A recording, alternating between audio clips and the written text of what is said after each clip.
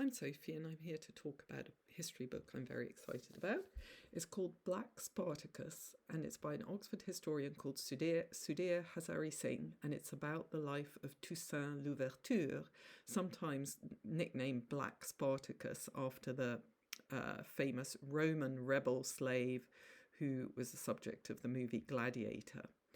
So what Toussaint Louverture did was he led the first successful slave rebellion and achieved independence for what is now Haiti. At the time, it was part of the French Empire.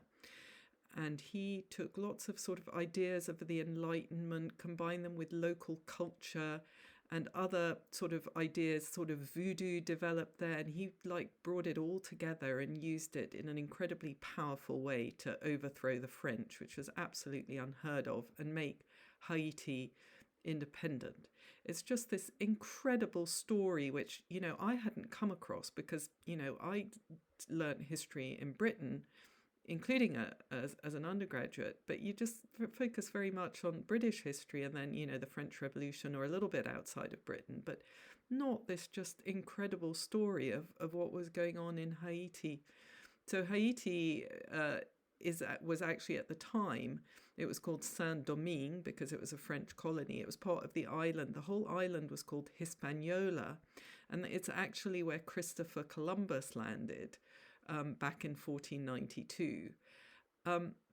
And you just learn so much by reading this book. It's so exciting and wonderful and inspiring. And the author really, just tries to uncover, who this man was and how he was able to pull this off.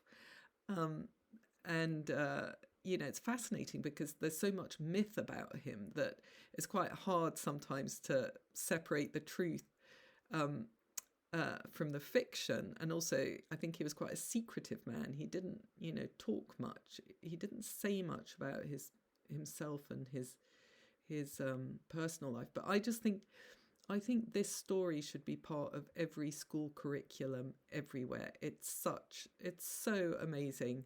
And if you haven't learnt it in school like I didn't, this book is really readable and just a great way to catch up and fill in that gap in your knowledge. So please, if you read nothing else this year, read this.